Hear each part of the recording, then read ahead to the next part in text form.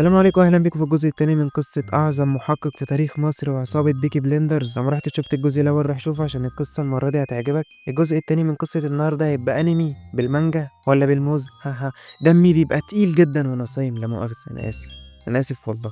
فصلى على النبي ويلا بينا نبتدي القصة. بس فصبحي يروح يقابل رئيس العصابة يقول له بص كله يهون الا امي، انا احط عليك انت والف عصابة زيك.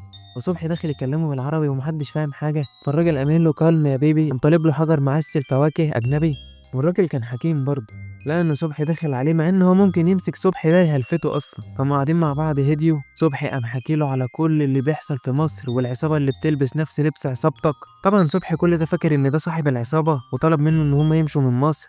يعني كان ماشي في الرحلة فرداني زيك انت عشان سبت الاكس ومش لاقي حد يحبك؟ هقولك لأ، لأن صبحي على طول كان بيتكلم مع عمه وكان بيحكي لها على كل التفاصيل، وامه كانت بتحاول ترجع مراته ليه. فمراته عرفت القصه وحكت لابنه وقعدت تقول له شوف ابوك والحوارات بتاعت النسوان اللي انت عارفها دي. الراجل الانجليزي صاحب العصابه لما عرف من صبحي الكلام ده عامل له فرح تاني ايه، ليس لدينا فروع اخرى، برمنجهام اونلي.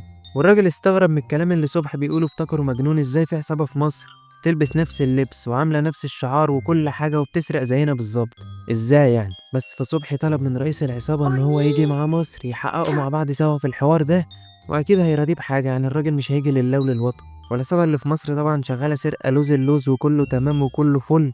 واخر عملية العصابة كانت عاملاها في مصر سرقت محل مجوهرات كبير قوي في القاهرة. فالمهم هما كانوا في اخر شهر 5، فصبحي ورئيس عصابة برمنجهام وصلوا مصر. كان معاهم كام راجل كده من انجلترا، عيال انجليز بس ايه تخش في الحديد. فصبحي وهو بيحقق في قضية العصابة دي لقى ان العصابة بتتدرج في السرقة بتاعتها، يعني هم ابتدوا يسرقوا الاماكن الصغيرة وكل عملية والتانية بيكبروا في المكان. يعني مرة يسرقوا محل صغير، المرة اللي بعدها محل كبير، المرة اللي بعدها مقبرة. فصبحي طلب من الوزارة ان هم يوزعوا مرشدين وحكومة على كل الاماكن المهمة اللي موجودة في القاهرة وغير القاهرة. وقال للحكومة انا ورئيس العصابة وكم نفر انجليزي هنروح عند متحف القاهرة، لان هو توقع ان هم هيسرقوا متحف القاهرة لان هم عمالين يتدرجوا في العمليات بتاعتهم. ومتحف القاهرة ده كان أكبر حاجة ساعتها. نخش بقى في الجزء المهم والدنيا هنا هتبتدي الحماس. لو أنت بتسمعني بعد الفطار اعمل كوباية شاي على حتة كنافة على حتة بسبوسة، لو أنت قبل الفطار فاسمعني وأنت بتسلي الصيام. وبالفعل العصابة تروح لمتحف القاهرة عشان تسرقها، العصابة اللي في مصر. وصبحي ورئيس العصابة وكم نفر إنجليزي واقفين محاوطين المتحف على كم نفر جوه المتحف مستخبيين عشان يعرفوا يمسكوا العصابة دي.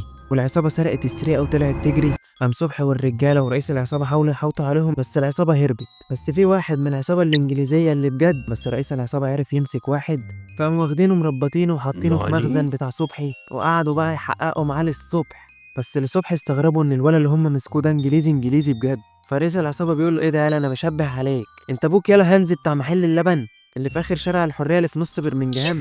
الولد قام قايل له لا انت اكيد بتشبه، قام قايل له لا يالا انت ابوك هانز، يالا انت ابوك كان مديون ب 500 جنيه استرليني، فين الفلوس يالا؟ صبحي قام قايل له مش وقت يا عم الحاج، اصبر نشوف بس العصابه دي وهرجع لك انا ال 500 جنيه استرليني. قعدوا يحققوا مع الولا مش راضي يعترف، الولا مش راضي يعترف يا جدعان. فصبحي قام مطلع، ما تخافش ما طلعش حاجه، طلع المطوه بتاعته قام مثبتها على رقبه الولا، خلاص هيديله نافذ والولا هيتكت. الولا قام قايل له ستوب اي ويل تيل يو. الولا كان انجليزي بقول لك. تفتكر انت ايه هو حل اللغز يا ملبس؟ لو انت وصلت معايا لغايه هنا وسمعت معايا كل ده فانت اخويا ودنيتك تمام وجوز اللوز، يا رب يا عم تخش الجنه وتبقى اغنى من توني ستارك وايلون ماسك. ما تنساش تدعي لاخواتنا وتصلي على النبي. حل اللغز بقى. الولا هو بيعترف قام قايل لهم احنا عصابه من برمنجهام فعلا في انجلترا، بس جينا مصر هنا مع مدرس كان شغال في مدرسه في القريه اللي عندنا في برمنجهام.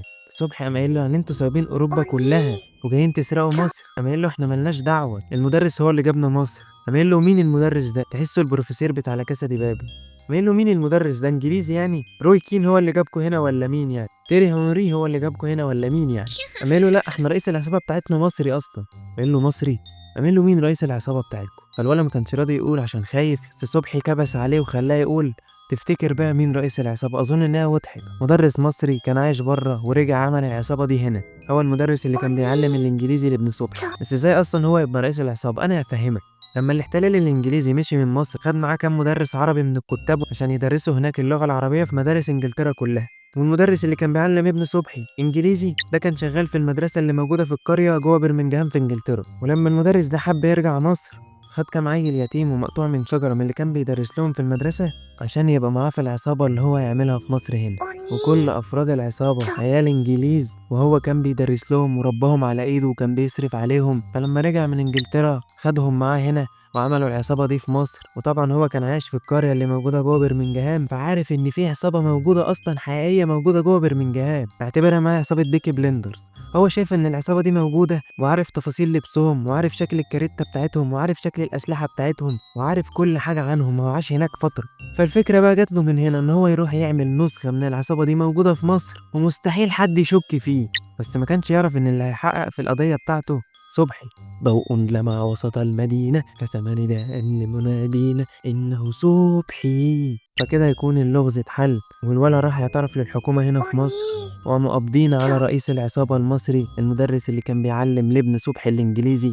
وبكده تكون القضية اتحلت، وصبحي رجع اختنى تاني، وبقى بيطلب إنه يحل قضايا في جميع دول العالم. الناس في أوروبا بقت تقول We want صبحي to solve the case. احنا عايزين صبحي عشان يحل المشكلة دي. صبحي بقى أشهر محقق في العالم. سقفة لصبحي يا جدعان، سقفة لصبحي. ايه سقفت لصبحي؟ خلاص صدقت الحوار ده ما كانش حل اللغز. فاكر لما قلتلك ان صبحي اتخانق مع مراته، ومراته سابت له البيت وراحت غضبت عند اهلها، وهو راح عند خالد صاحبه، ولا مؤاخذة ولعوا كام جوان على شربوا كام كاس. وقلتلك برضو ان صبحي صحي تاني يوم على مكالمة من الوزارة، والمخابرات بتقوله انه في عصابة بتسرق وعايزينه يحقق فيها وبتاع، كمان ان هو راجل جامد وبتاع. صح صح. كل الحدوتة دي كانت تأثير الجوان والاصطفاية الجديدة اللي خالد صاحبه جابها له ولفله منها. أصل خالد ده كان كيفه الاصطفات الجديدة، والاصطفاية اللي صبحي شرب منها أول مرة كان اسمها عروسة الأحلام، وده كان حلم صبحي نفسه يحققه. صحي تاني يوم لسه فقير برضه، ولسه شغال نفس الشغلانة اللي ما بيحبهاش، ما كانش فيه قضية ولا حاجة، ومراته لسه غضبانة ومعرفش يرجعها. وده كان حل اللغز. أنا آسف. فلو انت حليت اللغز الأول كأنها حدوتة عادية فانت برافو. ولو انت دماغك لمست على الحل ده، وان ما كانش فيه حدوته اصلا، وما كانش فيه لغز اصلا، وان حل اللغز كان في اصطفاية عروسة الاحلام، فانت برافو برضه. بس وكده تكوني حدوته خلصت. اتمنى يكون عجبتك. لو عجبتك اعمل سبسكرايب ولايك وفعل الجرس، وقولي رايك في الكومنتات، وقولي لو انت وصلت للحل ده ولا لا. ما تنساش تدعي لاخواتنا. كل سنه وانتم طيبين. سلام عليكم.